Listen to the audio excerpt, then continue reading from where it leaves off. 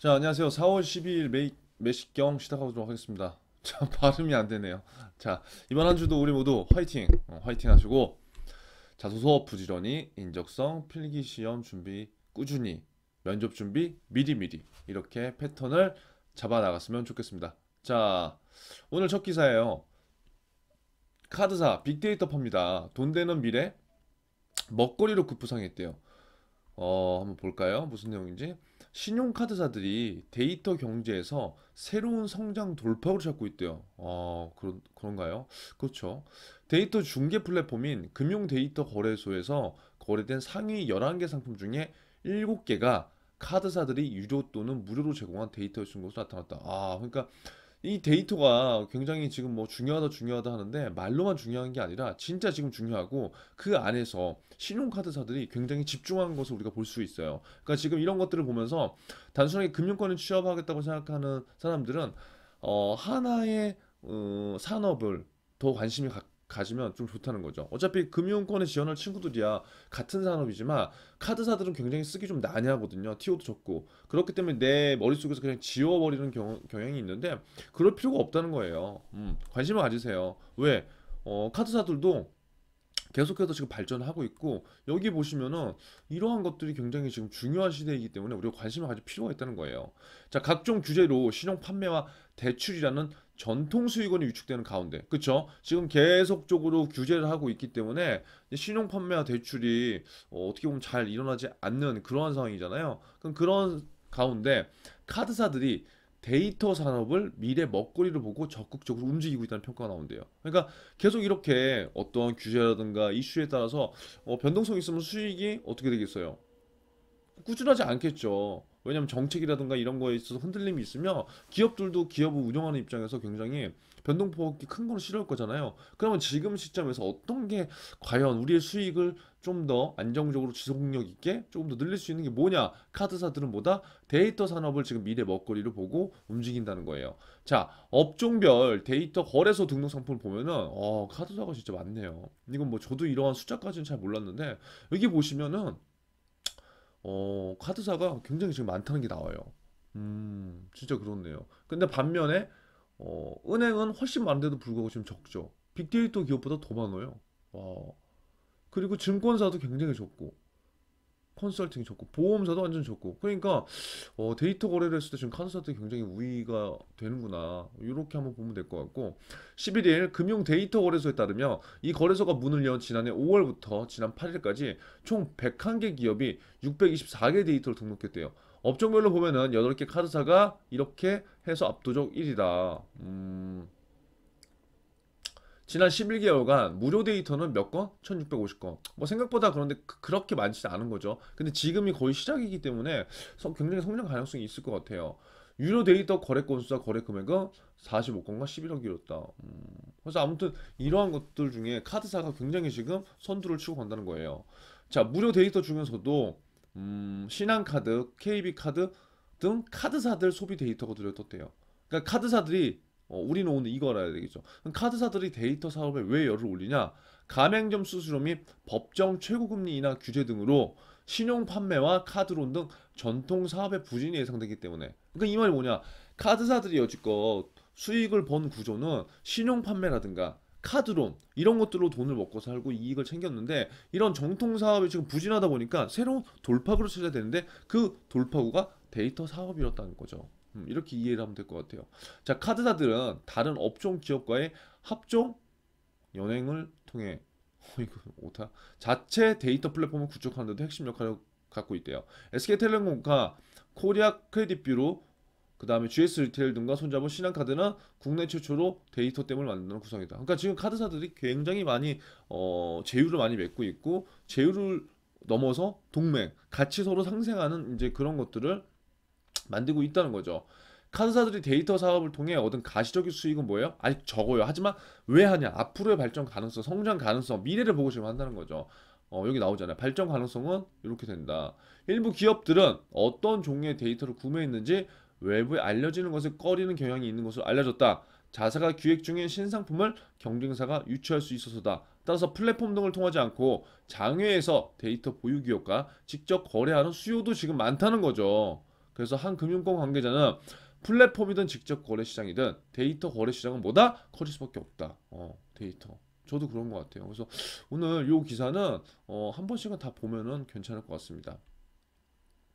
자, 두 번째, 재생에너지 클라우드 혁신산업 ETF 랩에 뭉치돈 들어간대요. ETF 여러분 한번 관심 가져보세요. 재밌어요. 클린에너지, 클라우드 등 장기적으로 성장 가능성이 높은 분야에 투자하는 추세에 맞춰서 ETF 랩 상품이 인기를 끌고 있대요. 2019년부터 2020년 사이 출시된 미래에셋 증권과 한투의 테마형 ETF 랩 상품에 최근 자금이 대거 유입됐다. 지금 테마형 ETF 랩이 인기를 끈다는 거죠. 이게 이제 시장의 방향성인 거예요, 여러분. 그러니까 이게 이 기사를 누가 썼냐에 따라서 조금 이제 그 보는 관점에 따라서 달라질 수 있지만 제가 봤을 때는 방향성은 맞는 것 같아요. 그래서 ETF를 모른다. 그럼 ETF를 찾아봐야 될 거고, ETF 랩이 모른다. ETF 랩에 대해서 찾아봐야 될 거고, 그렇죠? 왜 관심이 받는지 알아야 될 거잖아요. 테마형 ETF 랩은 재생에너지 등 장기적인 성장성이 예상되는 메가 테마의 ETF를 다양하게 모아 구성한 증권사 상품이다. 이해되셨죠? 그러니까 한 개의 개별 종목에 투자하는 게 아니라 그냥 랩처럼 그냥 둘러싸여서 그냥 쫙 메가 테마를 이제 구성한다고 보면 돼요. 테마라는 거는 그 뭐예요? 우리가 뭐 영화도 이제 테마가 있잖아요. 그렇게 좀 쉽게 생각하면 될 것 같아요. 고객이 개설한 랩 카운트의 펀드 매니저가 다양한 메가 테마의 ETF를 분산 투자하는 거래요. 자, 11일 미래 이렇게 해서 테마형 ETF 랩을 판매하고 있다. 미래에셋 글로벌 X ETF 랩은 올해에만 390억 원 넘게 자금이 올리면서 와, 엄청 많죠. 그럼 여러분들이 은행을 갈 수도 있고 증권사를 갈 수도 있고 보험사를 갈 수도 있고 다른 공기업을 갈 수도 있어. 그럼 고객들이 여기 이런 상품에 관심을 갖는데 내가 다루는 상품 중에 이게 있는지도 지금 모르는 거고, 그쵸? 그러면 내가 지금 가고자 하는 기업에서 판매하는 상품이 뭔지, 이 상품은 어떠한 차이점이 있는지 이런 것들을 서로 비교해보면 굉장히 좋다는 거예요.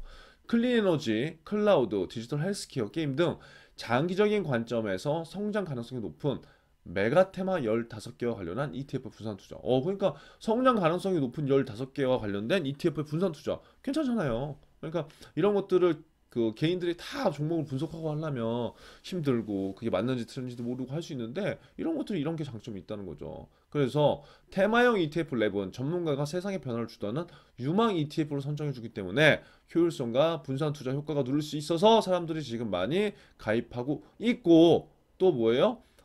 요렇게 순식간에 판매가 완료될 정도로 되고 있어요. 그런데 이것 똑같아요. 우리가 은행을 비교했을 때랑 그 증권사를 비교한 건 똑같은 거예요. 미래에셋 증권도 이런 것들을 잘하고요. 지금 한투도 이렇게 하고 있죠. 또 하나투자증권도 하고 있죠. 그쵸? 그러니까 우리가 신문을 보면서 지금 금융권을 준비한다는 거는 뭐 은행만 준비하는 게 아니잖아요. 은행을 쓰는 친구들이 증권사를 쓸 수도 있고, 증권사를 쓰는 친구들이 은행을 또 쓸 수 있거든요. 보험사 쓸 수도 있고. 그러니까 이러한 식으로 신문 기사 하나를 갖고 같이 비교를 해보고 분석을 해보는 연습들을 해야 돼요. 이런 것들이 기업 분석이 되면서 산업 분석이 되는 거니까요. 자, 전문가들은 테마형 ETF 랩이 투자자들의 인기를 끄는 이유로 전문가들이 가장 유망한 메가 ETF를 알아서, 그러니까 일반인이 아무리 잘해도 전문가가 하는 게 낫다 이제 이렇게 우리가 생각할 수 있다는 거죠. 꼭 그게 정답은 아니지만, 그렇죠? 그래서 좋은 테마의 ETF라도 하나에만 몰빵하는 것은 좋지 않다. 분산하라 이제 그런 얘기예요. 분산하라. 그래서 우리는 여기서 알아야 될 건 뭐냐? ETF가 좋다 나쁘다 보다. 왜 사람들이 여기에 자금을 많이 끌어갔는지, 뭐가 좋아서, 좋기 때문에 그래도 자금을 투자했다는 거잖아요. 그럼 그 자금이 내가 지금 가고자 하는 기업의 상품들과 어떠한 차별성을 갖고 있는지, 그런 것들을 알면은 우리가 굉장히 도움이 될 수가 있죠. 그리고 여러분들 재테크를 함에도 ETF 랩 한번 찾아보면 좋잖아요. 그런 게 다 이제 살아있는 공부라는 거죠.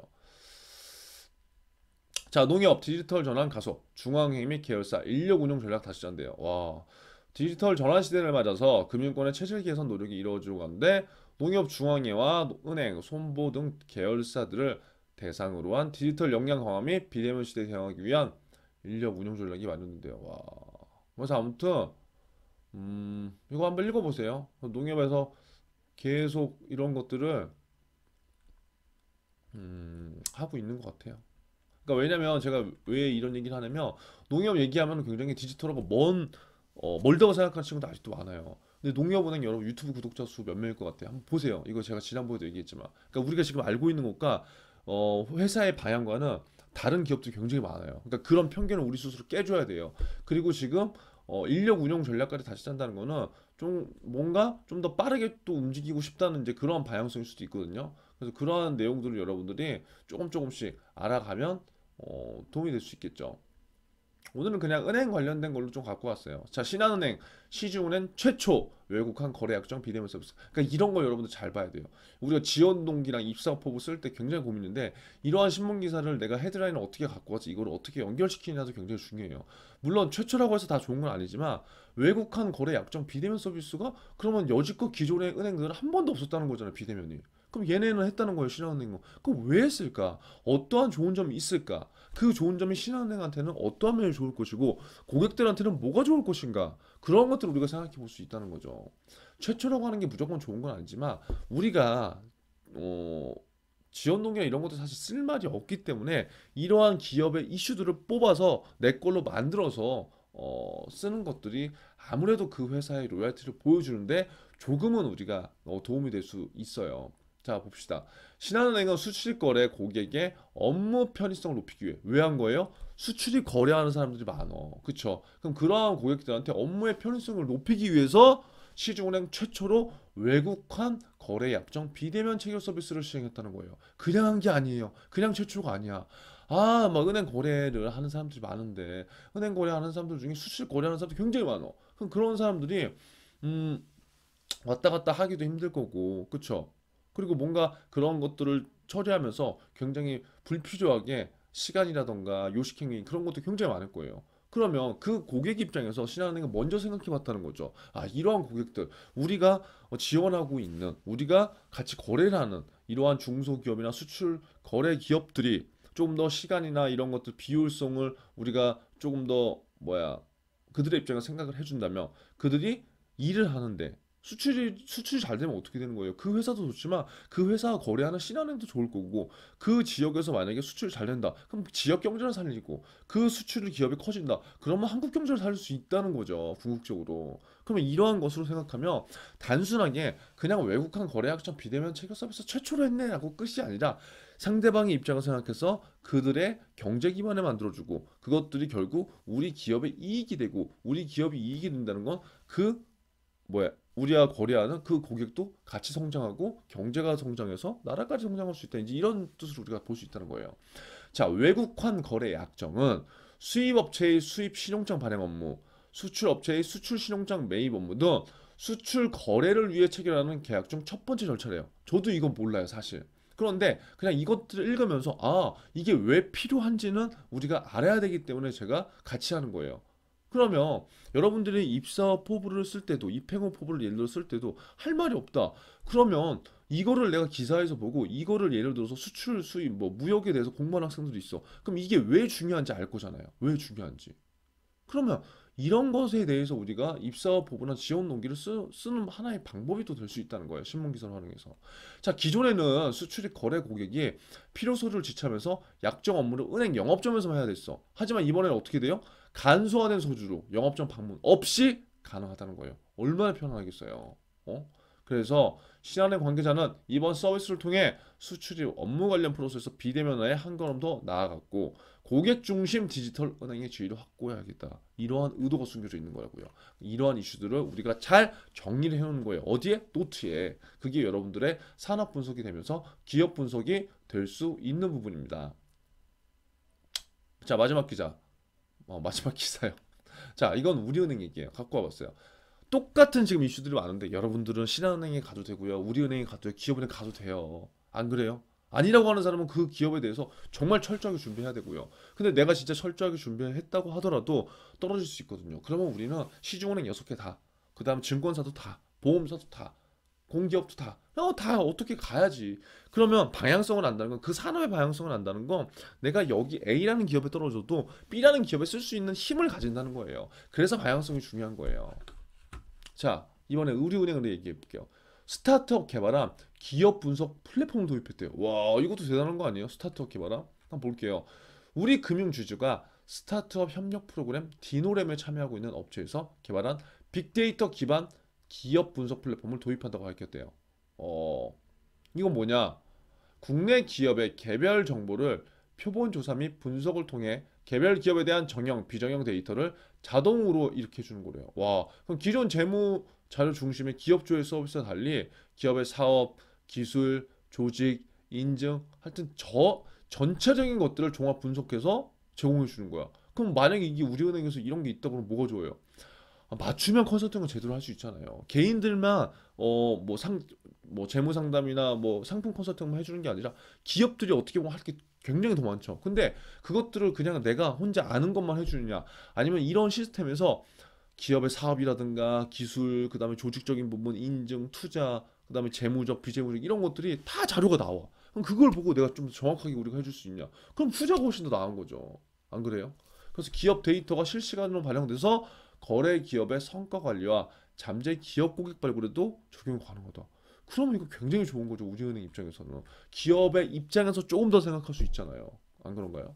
그래서 이런 것들은 제가 봤을 때 굉장히 긍정적인 것으로 우리가 좋은 면을 해석해서 활용하면 좋을 것 같다. 이렇게 생각해주면 될 것 같습니다. 아무튼 이번 주 한 주도 우리가 화이팅 있게 하루하루 알차게 좀 보내고요. 자소서 부지런히 쓰시고요. 내일 또 13일 매식경에서 만나겠습니다. 오늘 하루도 화이팅!